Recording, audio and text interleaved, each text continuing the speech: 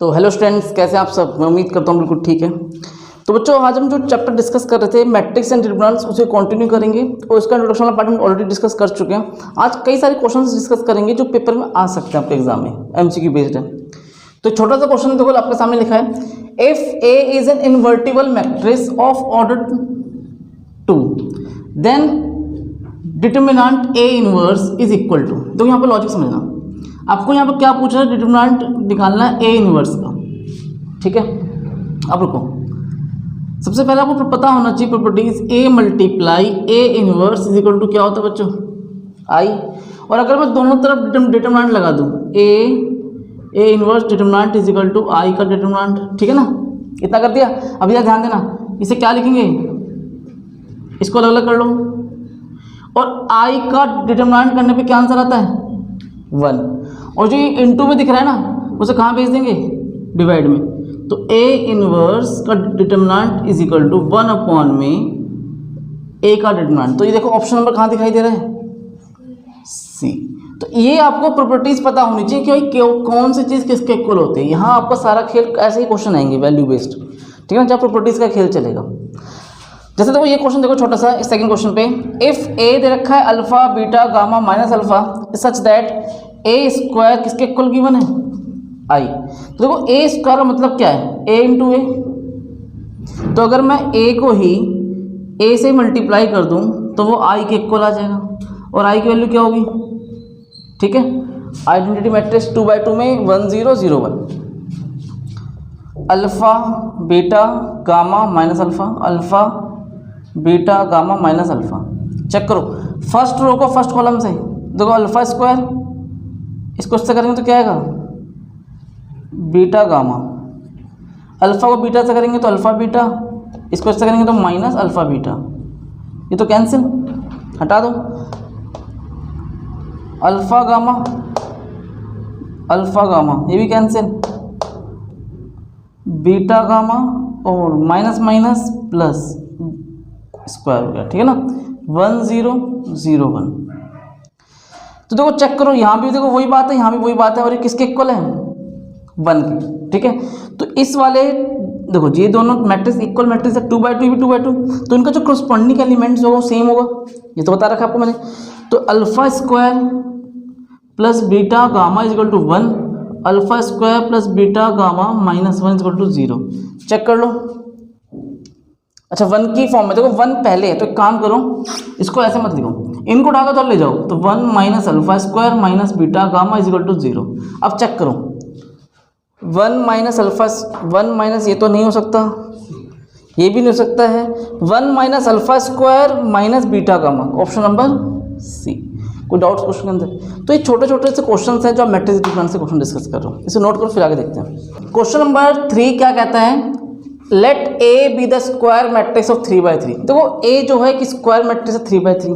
3/3 का मतलब क्या है, 3 रो होंगे और 3 कॉलम होंगे। समझ में क्या निकलने कह रहा है, देन के ए का डिटरमिनेंट इज इक्वल टू। देखो चाहूँ तो मैं आपको उसको एक शब्द में खत्म कर दूँ, भाई इसका आंसर ये होता है, आप इसे रट लो, काम चल जाएगा।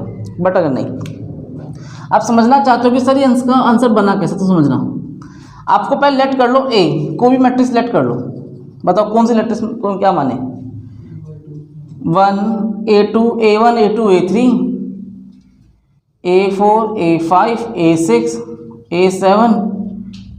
क्या मैंने सही लिखा है, ये 3/3 की फॉर्म में, हाँ है ना, ठीक है ना। तो कोई दिक्कत, कोई डाउट है, मैंने इसको लेट कर लिया A1 A2 A3 A4 A5 A6 A6 A7 A9 8 9 तक, ठीक है ना। आप इसे चाहो तो 1 2 3 4 5 6 7 8 9 कुछ भी ले सकते हो। अब इसे k से मल्टीप्लाई करो, तो जब k से मल्टीप्लाई कर दोगे तो क्या बन जाएगा, ये k A1 k A2 k A3 k A4 k A5 k A6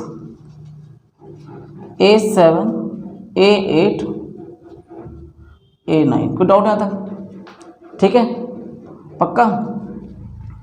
अब बच्चों आप नोटिस करो, अगर मैं ऊपर से k कॉमन ले लूँ, यहाँ से k, यहाँ से k, यहाँ से k, तो k की पावर 3 बाहर आ जाएगी, ठीक है ना। समझ में आया क्यों, अगर आप ऊपर से k बाहर लोगे तो एक तो इस रो से k बाहर आया, एक इस रो से और एक इस वाली रो से k बाहर आया, तो k इंटू के की पावर 3, अंदर क्या बचेगा a1 a2 a3 a4 a5 a6 a7 a8 और a9। अब देखो यहाँ तक समझ आया कि नहीं आया, कहाँ तक पहुँच चुके हम, यहाँ तक। अगर आप इसका डिटरमिनेंट कर दो तो इधर भी करना पड़ेगा, तो k तो बाहर है तो कांस्टेंट है, इसका डिटरमिनेंट करोगे तो क्या बन जाएगा, ये डिटरमिनेंट a। चेक करो ये पूरा ही क्या है हमारे पास, किसके इक्वल दे रखा है, k के। तो मैंने दोनों तरफ क्या लगा दिया, डिटरमिनेंट a। तो इसका जो आंसर है किसके इक्वल होगा, k की power 3 determinant a, option number C, without. लेकिन अगर मान लो क्वेश्चन थोड़ा चेंज हो जाए एग्जाम में, 2/2 की मैट्रिक्स कह रही, तो क्या करोगे, 2/2 में भी आपको क्या करना पड़ेगा, लेट कर लिया अपने a1 a2 a3 a4, ठीक है। 2/2 k से मल्टीप्लाई किया तो k a1 k a2 k a3 k a4, यहाँ से k दोनों तरफ से कॉमन लूंगा तो k स्क्वायर, और अंदर क्या बच जाएगा,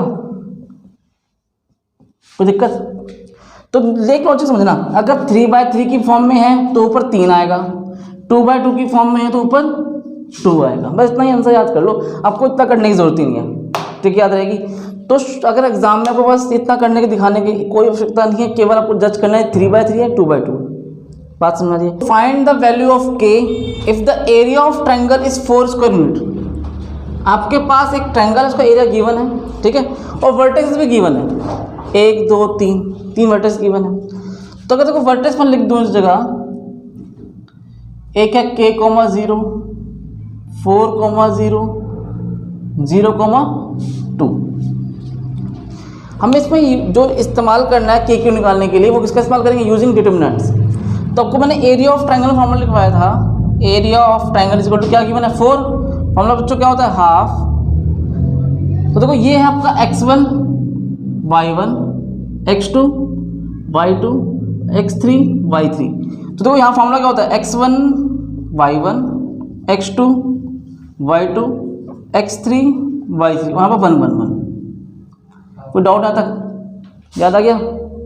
अब आगे ध्यान देना, ये 2 जो डिवाइड में इधर चला जाएगा क्या हो जाएगा, वो 8, उससे लिख दो। x1 की जगह y1 की जगह क्या आएगा, k 0 1 4 0 1, लास्ट में x3 y3 0 और 2। यहाँ तो कोई डाउट, हाँ जी नहीं है। इसका डिटरमिनेंट सॉल्व करो, k का k छुपा लिया, इसको करेंगे 0 2 1 जा 2, तो क्या आएगा माइनस, 0 को लिखने की जरूरत है, सब 0 ही बन गया, वो तो हटा दो। अब लिखेंगे +1, 4 2 4 जा 8 इज इक्वल टू 8, और ये सारा काम किसकी फॉर्म में होगा, मॉडुलस की फॉर्म में, ठीक। -2k वो तो हटा दो, क्या बचेगा +8 is equal to 8, -2k + 8 is equal to 8, एक बार माइनस लगाएंगे बाहर, -2k + 8 इज इक्वल टू 8, क्योंकि मॉडुलस का मतलब क्या, एक बार नेगेटिव में और एक बार पॉजिटिव में। पहले मैंने पॉजिटिव में लिया फिर नेगेटिव में लगा दिया, कट गया। तो k की वैल्यू क्या आ गई यहाँ से 0, यहाँ minus minus plus 2k minus plus -8 is equal to 8, ये -8 हो जाएगा +8 हो जाएगा 16, k की वैल्यू कितनी आ जाएगी यहाँ पर 8। तो k का जो वैल्यू है वो 0 भी हो सकता है और 8 भी हो सकता है। अब ऑप्शन चेक करो,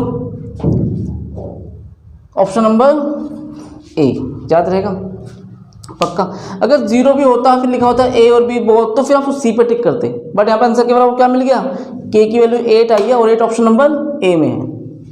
तो एरिया ऑफ ट्रायंगल फॉर्मूला दोबारा समझ लो, हाफ मॉडुलस में डिटरमिनेंट्स में क्या आएगा x1 y1 x2 y2 x3 y3, और लास्ट में क्या लिखना है आपको कॉलम 3 में 1 1 1। इस तरह सॉल्व कर सकते हो। तो ध्यान दो बच्चों, क्वेश्चन 5 पे क्या लिखा है, find the value of x। आपको यहाँ पर x की वैल्यू फाइंड करनी है, और क्या गिवन है, एक मैट्रिक्स है 1 2 1 और एक मैट्रिक्स दे रखी है 1 2 0 2 0 1 1 0 2, और लास्ट में तो तीनों मैट्रिक्स जो भी गिवन है मल्टीप्लिकेशन की फॉर्म में है, याद रहेगा। अब नोटिस करो, एक बात नोटिस करना, ये कैसी मैट्रिक्स है, एक रो और 3, हाँ है ना।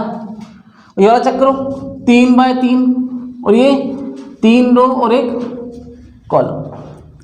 आपको मैंने बताया था मल्टीप्लिकेशन के लिए पहले वाली मैट्रिक्स के नंबर ऑफ कॉलम और सेकंड वाली मैट्रिक्स के नंबर ऑफ रो इक्वल होने चाहिए तो मल्टीप्लिकेशन पॉसिबल है। तो अगर मैं केवल इनको देख रहा हूँ अभी, सिर्फ इसको देखो, इसको भी ऐसे चीज रहने दो 1 2 1, इसको नहीं छोड़ दो। अगर मैं खाली इसको देखूं तो इस वाले मैट्रिक्स के जो ये कॉलम है सेकंड वाली मैट्रिक्स के रो के इक्वल है, हाँ या ना, चेक कर लो, ठीक है ना। तो आंसर किस फॉर्म में आएगा, 3 और 1 की फॉर्म में आएगा। और 3 1 का मतलब क्या है, 3 रो बनने चाहिए और 1 कॉलम बनना चाहिए। तो मल्टीप्लाई करते हैं, फर्स्ट रो को फर्स्ट कॉलम से, 1 को 0 से करेंगे 0, 2 को 2 से करेंगे 4, तो 0 + 4, और 0 को x से करेंगे तो 0, एक रो तैयार हो गई। सेकंड रो को सेकंड फर्स्ट कॉलम से ही, 2 को 0 से करेंगे 0, 0 + x, और 1 को 0 से 0, 0 + 2x। चेक कर लो, 3 रो है और 1 कॉलम है, इक्वल टू 0। ऐसा ध्यान दो, 1 2 1, ये हो गया 4x और 2x। अब देखो यहाँ पर 1 × 3, 3 × 1, 3 पहले वाले के कॉलम दूसरा रो के इक्वल है कि नहीं। तो आंसर किस फॉर्म में आएगा, 1:1 की फॉर्म में। 1 को 4 से करेंगे 4, 2 को x से करेंगे 2x, 1 को 2x से तो 2x इक्वल टू 0। ये हो गया 4x + 4 equal to 0, 4x equal to -4, x की वैल्यू क्या होगी -1, ऑप्शन नंबर सी। तो छोटे छोटे से क्वेश्चन से जो मल्टीप्लाई करना था क्वेश्चन अंदर, कोई डाउट्स क्वेश्चन अंदर नहीं है, इसे नोट करो फिर आगे देखते हैं। क्वेश्चन नंबर 6, ध्यान से, क्वेश्चन नंबर 6 क्या कहता है, if A and B are symmetric matrix of same order. तो वो A और B आपके पास सिमेट्रिक मैट्रिक्स गिवन है, कोई दिक्कत, क्या कह रहा है फिर, AB - BA इज A। भाई ये पूछना चाहता है देन AB - BA क्या हो सकता है, एक स्क्यू सिमेट्रिक हो सकता है, जीरो मैट्रिक्स हो सकता है, सिमेट्रिक हो सकता है, आइडेंटिटी हो सकता है। अभी हमें चारों ऑप्शन को देख के पता नहीं चल पा रहा है इसका आंसर कौन सा सही है कौन सा गलत है। थोड़ा सा लॉजिक लगाते हैं, सॉल्व करते हैं, फिर देखते हैं। अब देखो समझो इस क्वेश्चन को कैसे करना है, ध्यान देना। पहले बच्चों गिवन क्या है वो लिख लो, A' इक्वल टू A, हाँ है ना, क्यों, क्योंकि A and B are symmetric matrix. तो ऐसे ही B' इक्वल टू किसके इक्वल होगा, B के। कंडीशन क्या कहता है, सिमेट्रिक मैट्रिक्स कहता है भैया A' करने पे A के इक्वल आएगा और B' करने पे B के इक्वल आएगा। ये A' मतलब A का ट्रांसपोज, मैं से A' के से रिप्रेजेंट कर रहा हूँ, ठीक है ना। आपको क्या निकालना है, AB - BA। अगर मैं AB - BA का डैश कर दूँ, ट्रांसपोज कर दूँ, तो क्या आएगा, AB का ट्रांसपोज -BA का ट्रांसपोज, हाँ है ना, प्रॉपर्टीज लगा दी।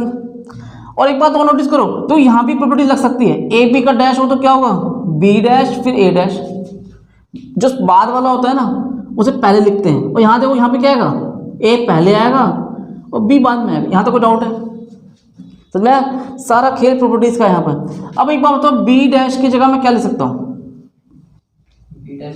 B, अरे B' B के इक्वल है ना, और A' की जगह A, यहाँ पे भी A, यहाँ पे भी B, माइनस कॉमन ले लो, क्या बचेगा अंदर, AB -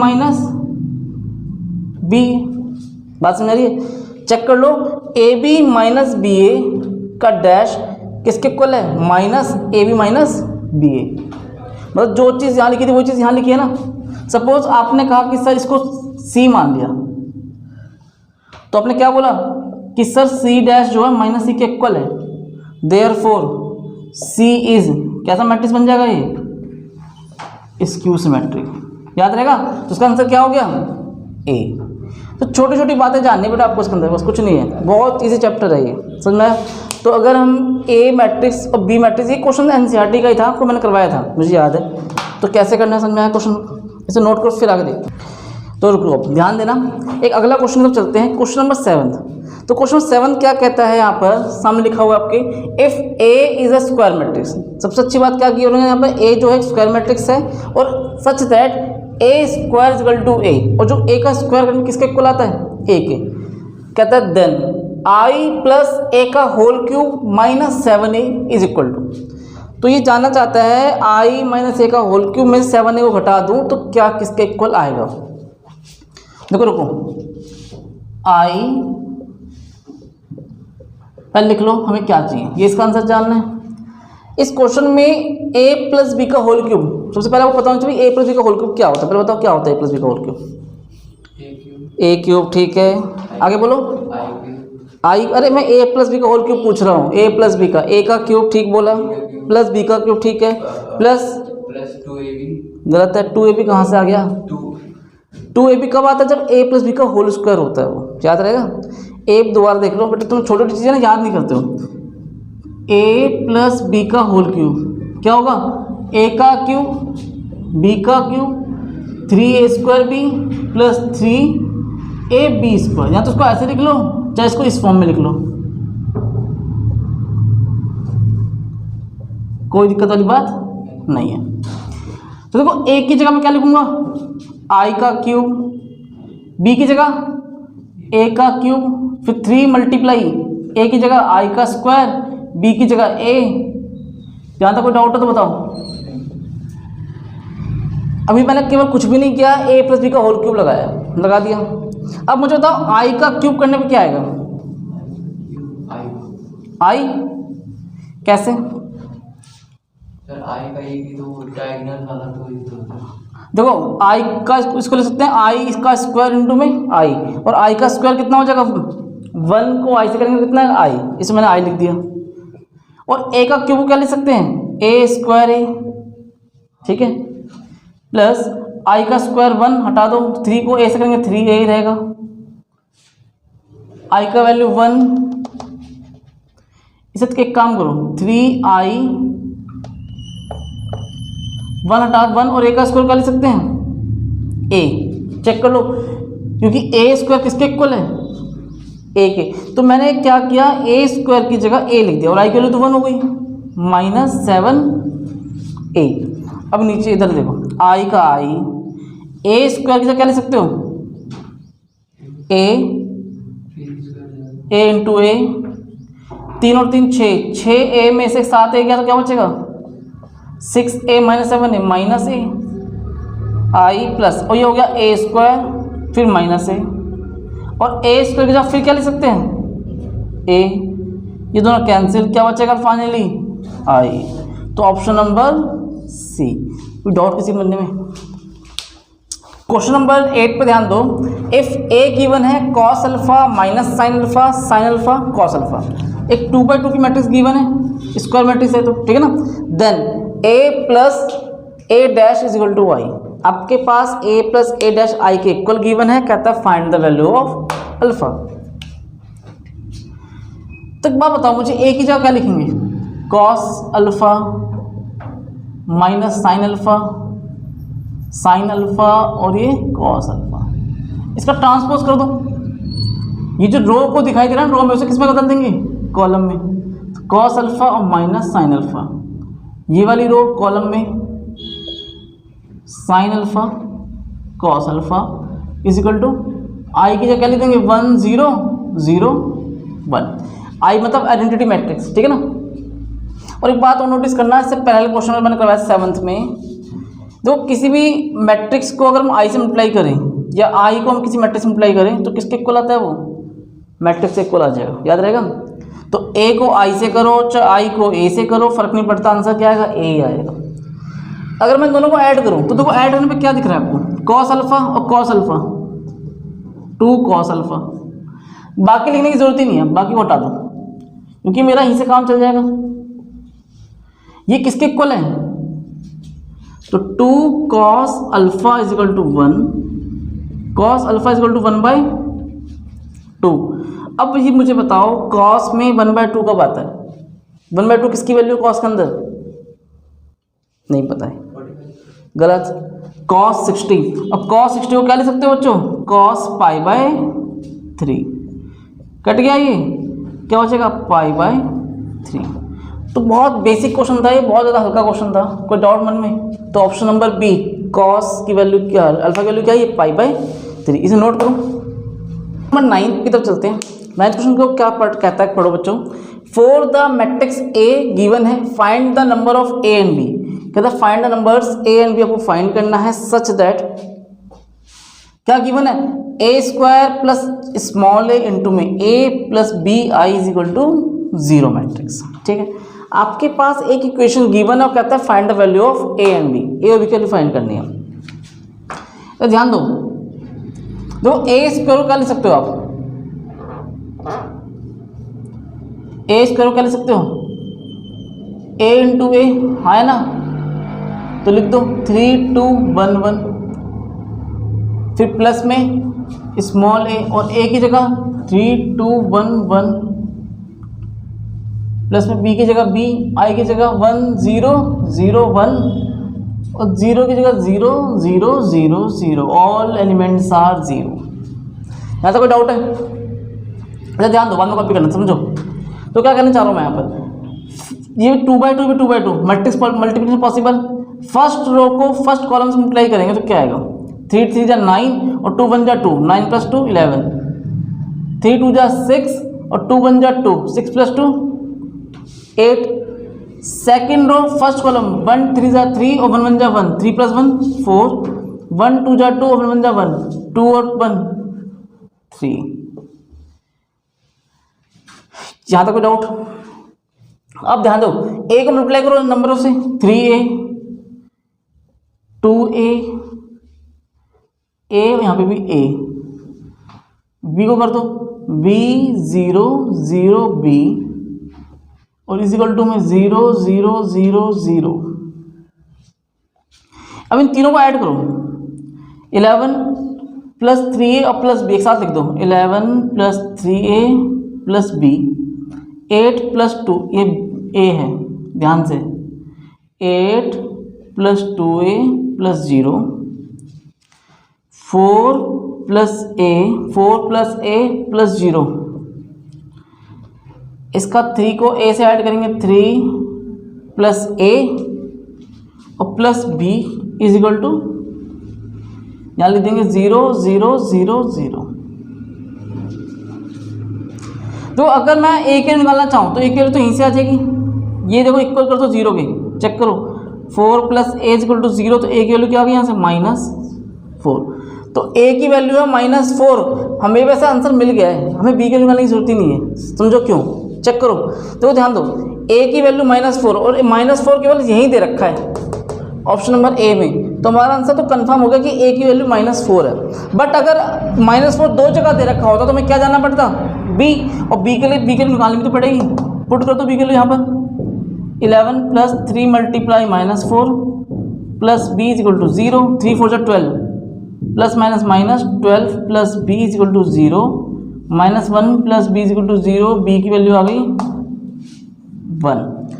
तो ऑप्शन नंबर ए बिल्कुल सही है, a की वैल्यू -4, b की वैल्यू 1। कोई डाउट किसी बच्चों को यहाँ तक पक्का? इस नोट करो, फिर आगे देखते हैं। तो क्वेश्चन नंबर 10th जो अभी के लिए लास्ट क्वेश्चन है, क्या कहता है, find the value of x y z if the matrix A given है। इक्वेशन आपको satisfied the equation a dash into में a is equal to i।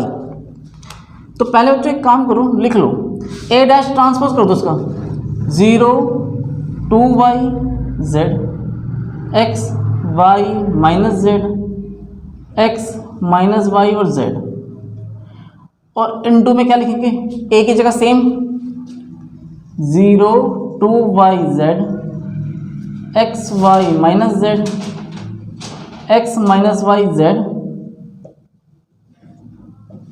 1 0 0 0 1 0 0 0 1। कोई डाउट है तक? तो आपने पहले क्या किया, a डैश के साथ ट्रांसपोज कर दिया इनटू में a और इज इक्वल टू में i, जो गिवन था वैसे वैल्यू पुट कर दिया। अब मल्टीप्लाई करो फर्स्ट रो को फर्स्ट कॉलम से, 0 को 0 से 0, x को x से करेंगे x²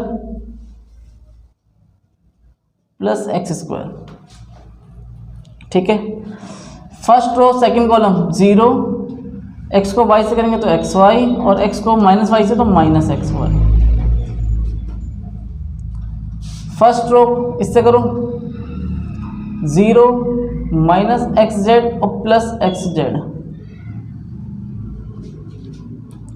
2y 0, इसको इससे x को y से x y minus x y, second row second column 2 टू जा 4y² प्लस y² और प्लस y², सेकेंड और third column 2yz minus yz और माइनस yz। देखो 2 को इससे किया, ठीक है ठीक है। Third row first column 0 minus xz और plus xz, third row second column 2yz minus zy minus zy, z² plus z² और प्लस z²।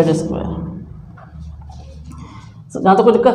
अब देखो यहाँ पर क्या कर सकता है, ये पूरा कैंसिल, ये भी कैंसिल हो जाएगा, ये सब भी कैंसिल हो जाएगा, 0 बन जाएगा, ये भी 0, ये भी 0, ये सब भी 0, बस ये रह गया आपके पास, केवल ये चीज़ रह गई है। यहाँ तो कोई डाउट मन में?